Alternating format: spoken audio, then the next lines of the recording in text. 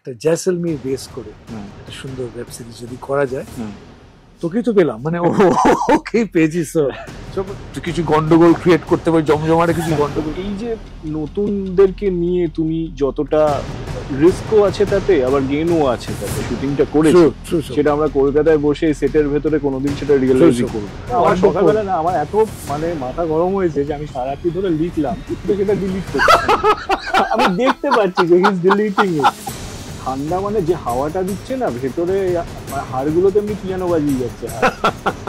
এই অবস্থায় রিঙ্গোতে একটা হাফ প্যান্ট করে ঘুরে বেড়াচ্ছে। সভ্য, কিরম আছিস? বেশ ভালো। তোমার সাথে আমার প্রত্যেক সপ্তাহে দেখা হয়, জিজ্ঞাসাই করতে পারি না যে কেমন আছে। না, আজকে একটু বেশ জটিল জায়গায় ফেলে দিয়েছে আমাকে, ক্যামেরার সামনে ফেলেছে। সবসময় তুমি but you are used to it, you are always under limelight. So জমজমাট তুই শুরু কর। জমজমাট আজকে যেটা নিয়ে সবাই কথা বলছিল যে 50 বছর পূর্তি উপলক্ষে, অর্থাৎ সোনার কেল্লা। তো ছবিটা তো সবাই দেখেছে কখনো না কখনো। তুমি প্রথম কবে দেখেছি? আই থিঙ্ক 76 বা 77 সালে হবে। না, বিকজ আমি তখন কল্যাণীতে থাকতাম। লেট মি রিফ্রেম ইট, কতবার দেখেছো? হ্যাঁ, কতবার দেখেছি যদি জিজ্ঞেস করিস আমাকে, I don't think I have lost count. তুমি কি এই জন্যই এই সিটিটা বা এই সোনার কেল্লা বা এই সাবজেক্টটা চুজ করলে? অ্যাকচুয়ালি এটার পেছনে if you ask me very seriously, I have always, I think আমি তাদের মধ্যে পড়ি যারা ফেলু ফ্যান্স, মানে প্রপার ফেলু ফ্যান্স। এবং বাট ফেলুদার বানাতে হলে যদি শখও হয় তুমি পারবে না, কারণ বেশ কিছু কন্ডিশনস আছে না, অনেকগুলো ফ্যাক্টরস কাজ করে। But it is always a desire বা ইচ্ছে যে কিভাবে I can pay a tribute to the master. যখন 50 years যখন হলো, তখন উই থট দ্যাট কেন না একটা জয়সলমীর বেস করে একটা সুন্দর ওয়েব সিরিজ যদি করা যায়, paying a tribute to the great film সোনার কেল্লা। ক্লিক, যখন তুমি প্রথম ক্লিকে এলে, এটা যখন তুমি পিচ করলে কনসেপ্টে, what was the response? No, pitch করার আগে there were a few restraints. For example, ক্লিকে যেটা হচ্ছে পিচ করলে পরে you have to come with a good pitch. A bad pitch is not a very good pitch. তোমার থেকে এলে সেটা গুডই থাকে তো? না, not always, not always. But কয়েকটা ফ্যাক্টরস আমাদের খুব দরকার ছিল, যে বাজেটস ওয়াজ ভেরি ইম্পর্টেন্ট। যে এত বড় একটা, কারণ রাজস্থান এখান থেকে 2500 কিলোমিটার দূরে, ওখানে গিয়ে থেকে ইটস এক্সপেন্সিভ, ওখানে শুট করে, এবং সোনার কেল্লায় যদি এরকম একটা ক্যানভাস তৈরি করতে হয়, ছোট ক্যানভাস হলে হবে না, ইউ নিড অ্যাক্টর্স প্লাস কারা কারা ওখানে থাকবেন, এবং ওই ফ্লেভারে লেখা, you need somebody safe to write that thing with me. তো আমরা খুঁজছিলাম এমন একজন লেখক, নায়ক, একজন individual who can be a creative consultant, who can be a friend. তো সেই ভদ্রলোকে যতক্ষণ না পাচ্ছিলাম ততক্ষণ পিচ করাটা হচ্ছিল না। বলো একটু নামটা বলো। না, ওনাকে পেলাম, মানে কাগজে নিরুদ্দেশ ছিল, আমরা এটা দিলাম, তো উনি নিজেই আইলেন।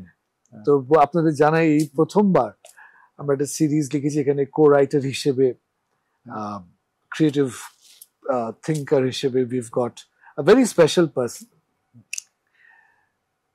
তোকেই তো পেলাম, মানে ওকেই পেয়েছি। সব্যসাচী, যখন Sabyasachi said yes to the project, তখন we came to click. Shaiva is a total package. Shaiva is a good friend. সব্য খুব ভালো একজন শেফ, যদি কেউ না জানেন এটা, is a very good chef. Shaiva is a great writer, দারুণ গল্প বলে, গল্প লিখে, এবং কোনো যদি বিপদ আপদ হয় আপনার মানে সেটের মধ্যে, সব্য is a problem solver. তো এরকম একজন প্যাকেজকে যদি বেশ প্যাকেজের মধ্যে নিয়ে নেওয়া যায়, আই থিঙ্ক জয়সলমীর জমজমাটের প্রজেক্ট ইজ পসিবল। আমি অ্যাক্টর পার্টে আসছি, এই ধরনের একটা চরিত্র, মানে যেখানে ধরো নীলাঞ্জন যে চরিত্রটা, এই যে ও যাচ্ছে একটা জিওগ্রাফি প্রফেসর হিসেবে, পরবর্তীকালে আমরা তার অন্য শেড দেখতে পাই, এই যে মাল্টি ডাইমেনশনাল একটা ক্যারেক্টার। তোমার হঠাৎ আমার কথা কেন মনে? না, দুটো কারণে শুভ। এটা ঐন্দ্রিলাকে আই মাস্ট, আমাদের প্রডিউসার ঐন্দ্রিলাকে আই মাস্ট থ্যাঙ্ক, বিকজ আমি এই চরিত্রটার প্রতি এরকম শেপ তো ছিল না, বিকজ তোর সাথে কথা হওয়ার পর দেন when we started exploring যে কি করা যেতে পারে, because if you're paying a tribute, এটা তো direct tribute নয়, but it's influence tribute. So what can we do? তখন we decided that এটা ওয়েন্ডিলা ছিল যে I think Shobbor will carry the film in a way যেখানে কেউ ভাবতেই পারবে না যে সব্বরের চরিত্রটা পরে গিয়ে এরম একটা চরিত্রে পরিণত হতে পারে। দ্যাট ওয়াজ ফার্স্ট, বিকজ তোর মধ্যে একটা অদ্ভুত গডলি ব্যাপার আছে, তোকে কেউ দেখে বলবে না যে তুই কিছু গন্ডগোল ক্রিয়েট করতে পারিস, জমজমাটে কিছু গন্ডগোল ক্রিয়েট করতে পারিস না। স্পয়লার দিচ্ছি না, but Shaiva has a very একটা অদ্ভুত চরিত্র। তোমার মনে আছে কতগুলো সিনে যেখানে আমাদের impromptu, yes we had to improvise. যেমন একটা খুব ফেমাস, আমি বলি একটা, আপনারা যারা সিরিজটা দেখেছেন আবার দেখবেন একটা ছাতে সিকোয়েন্স আছে, যেখানে সিকোয়েন্সটাতে আছে যেখানে এই যে ফ্যামিলিটি গেছিলেন তারা একটা ডেজার্ট সাফারি করে ফিরে আসছে। তো এখানে যিনি মায়ের চরিত্র মৌমিতা যে রোলটা করেছে জিজ্ঞেস করে, আরে নীলাঞ্জন, ঋতু কোথায়, মানে ওয়ার ইজ ইউর ওয়াইফ? তো সব্য ওখানে ইম্প্রোভাইজ ডায়ালগ, ঋতু রুমে ডিপ ঘুমে। So that was a fantastic, হঠাৎ করে সব্য said that line, and that was a fantastic addition. I mean, to have a writer who's an actor, it always adds. I have felt যে এখানে অনেক নতুন ছেলেমেয়েরা এই সিরিজটাতে কাজ করেছে। রাজদীপ, ডিউক, অমৃতা আছে। অমৃতা হ্যাজ ওয়ার্কড বিফোর, মেঘলা যেমন এক্সপেরিয়েন্স, মৌমিতা আছে। তো এই যে নতুনদেরকে নিয়ে তুমি যতটা রিস্কও আছে তাতে, আবার গেইনও আছে তাতে, প্রোজ এন্ড কনস তো দুটোই থাকে। How do you weigh it? তোমার কি মনে হয়? আমার মনে হয় যে শুভ, আমি ফার্স্ট যেটা দেখি ইফ ইন্টেগ্রিটি আছে কিনা in a person, এটা খুব ম্যাটার করে। নতুন বা পুরনোটা পরে, মানে ইন্টেগ্রিটি হতে হবে।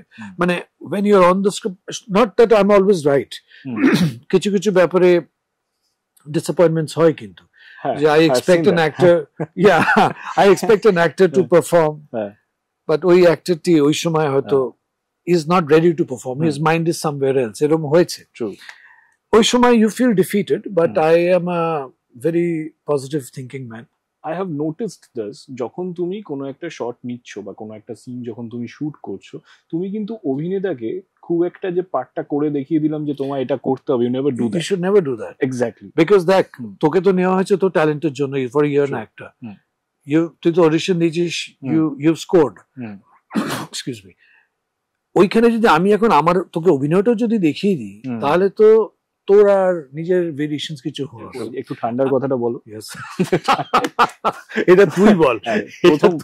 আমার প্রথম রাতে এটা আমার অভিজ্ঞতা যে জয়সলমীরের ডেজার্টে আমরা শুট করতে যাচ্ছি, তখনও আমাদের গোটা টিম এসে পৌঁছায়নি, আমরা 4-5 জন আমরা শুট করতে যাচ্ছি, কিছু শটস নিতে হবে। রাত্রিবেলা প্রায় 12টা-1টা বাজে, এবং ঠান্ডা, মানে যে হাওয়াটা দিচ্ছে না ভেতরে, মানে হাড়গুলো তেমনি পিয়ানো বাজিয়ে যাচ্ছে। এই অবস্থায় রিঙ্গোদা একটা হাফ প্যান্ট পরে ঘুরে বেড়াচ্ছে, ওপরে জ্যাকেট, ঠিক আছে, ওপরে টুপি, নিচে হাফ প্যান্ট। আমি বালিতে বসছি, কি করে শুটিং করতে হচ্ছে তো আমাকে? বলছে আমি বসতে পারছি না, আমাকে হাফ প্যান্টটা পরতে হবে। তো রিঙ্গোদার পা গুলো ওই হাঁটু থেকে নিচে অব্দি পুরো সাদা হয়ে গেছে, ঠিক আছে। So I have seen that. মানে এই গোটা এইরকম ভাবে আমরা জানুয়ারি মাসে যে গিয়ে ওখানে যে শুটিংটা করেছি, সেটা আমরা কলকাতায় বসে সেটের ভেতরে কোনোদিন সেটা রিয়েলাইজ করবো। এটা বলা খুব দরকার। We were writing the script together, এবং কি হতো, ওর হ্যাবিট হচ্ছে রাত্রিরে লেখে, এবং আমরা একটা সফটওয়্যারে লিখি, যেটা দুজনেই যখন আমরা লিখি আমি দেখতে পাচ্ছি ও কি লিখছে, ও দেখতে পাচ্ছে আমি কি লিখছি। এবার এই ছবিটার দুটো পার্ট আছে, স্ক্রিন প্লেটা যখন আমি লিখছি ডায়ালগস ও লিখছে, এবং কিছু কিছু জায়গায় আমার মনে হচ্ছে যে আমাদের ঝগড়া বচসা চলছে না, এটা এরকম, মানে দিস ওয়াজ রিয়েলি ফান। তো একদিন কি হলো, মানে ও রাত্রিরে লিখে ঘুমিয়ে পড়তো, আমি সকালে উঠে পড়ে চেঞ্জ করে আমি তারপর চেক করে নিত। একদিন কি হয়েছে, একদিন আমি লিখছি, হঠাৎ দেখি ওইখানে টাইপ করা হচ্ছে, ও টাইপ করছে, গুড মর্নিং, উঠে পড়েছো? আমি এখনো শুতে যাইনি। মানে ওখানে শুরু গেল চ্যাটিং স্ক্রিপ্টের জায়গায়, লাইভ চ্যাট সেশন। মানে দ্যাট ওয়াজ সো। সকালবেলা না আমার এত মানে মাথা গরম হয়েছে যে আমি সারা রাত্রি ধরে লিখলাম, নিয়ে আমি সবে শুতে যাব, একটা লোক ভোর 5টার সময় উঠে সেটা ডিলিট করছে। আমি দেখতে পাচ্ছি যে হি ইজ ডিলিটিং ইট। টেলিভিশনের দর্শক আমাকে ধুতি পরেই বেশি হ্যাঁ ধুতি পরে না আমি ওকে দাড়িটা কাটাতে পারিনি, এটা ওর কপিরাইট দাড়ি, এটা কাটানো যাবে না। সো বাট বলেছিলাম একবার যে কাটবি, বলে না বলা এটাই আমার অন্য একটি ছবির জন্য। But I must say this যে এটা সভ্য বলবে, ওখানে উঠে চড়ার কিছু ভয়ঙ্কর সব ঘটনা ঘটেছিল, উঠে shooting for the first time we were doing, এটা একটু বল। উট প্রথম কথা আমাদেরকে যেখানে নিয়ে যাওয়া হয়েছে, যেখানে আমরা শুটটা করি, রানাও ডেজার্ট, এবং উট গুলো ছিল উল্টো দিকে, ঠিক আছে। এবার আমরা গিয়ে ওখানে দাঁড়িয়ে আছি দিনের বেলা যে উট আসছে নাকি। তো উট ফাইনালি এলো, যাদের শুট করার কথা তারা প্রথমে সবকিছু ব্যবস্থা করে সেজে গুজে পাগড়ি পরে উঠে খালি উঠলো। আমি ভিডিওটাও রয়েছে আমাদের কাছে, আমি সবে বললাম সাবধানে বডিটা অ্যাডজাস্ট করে নিই, সেই ফেলুদা শিখিয়েছিল যেটা। ঠিক উটটা উঠলো, তিনি গড়িয়ে চলে গেলেন। রিসেন্ট টাইমসে ক্লিকের আগের সিরিজ গুলো বা এখনো যেগুলো তুমি প্ল্যান করছো, সেখানে ফোনে তুমি শুট করছো, ফোন চেঞ্জেস মেবি, সেটা হয়তো ব্র্যান্ড গুলো আলাদা হতে পারে, কিন্তু তুমি ফোনে শুট করছো।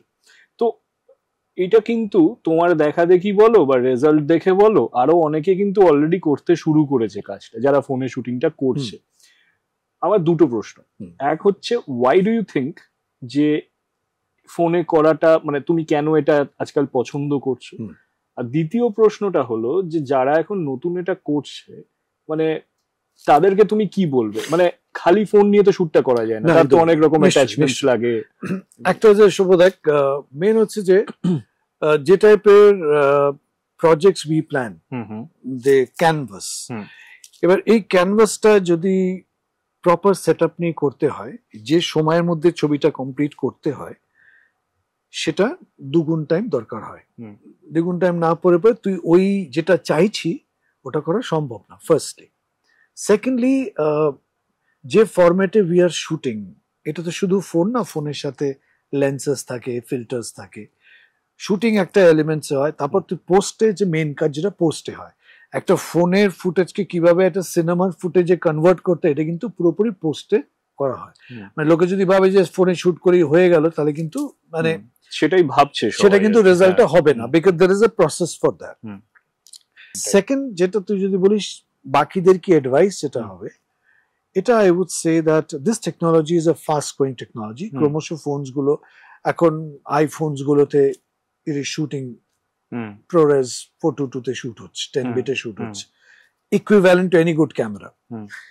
আমার অ্যাডভাইস হচ্ছে যে শিখে শুট করা দরকার। জাস্ট ফোন পেয়ে গেলাম শুট করলাম, সেটা কিন্তু প্রসেসটা নয়। মানে আমরা এত বছর ক্যামেরা করছি, তাও কিন্তু এভরিডে আমাদের কিন্তু ক্লাস করতে হচ্ছে সভ্য।